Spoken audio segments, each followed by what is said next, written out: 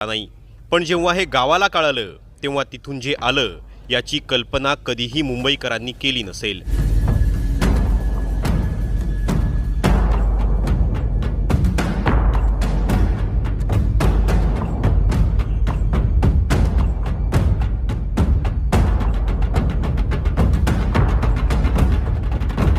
मराठ्यांच्या रगात pizza burger नाही, बाजरीची भाकर आणि झणझणीत मिरचीच्या ठेच्याची ताकद आहे।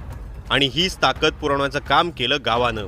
गावागावातून भरून भरून भाकरी ठेचा मुंबईत पोहोचला आणि तो आंदोलनात लढणाऱ्या मराठ्यांची ताकद बनला। वाशीचं एक्झिबिशन सेंटर असो की आझाद मैदान की CSMT स्टेशन, सगळीकडे मराठे किती सदन आहेत हे दाखवून दिलं।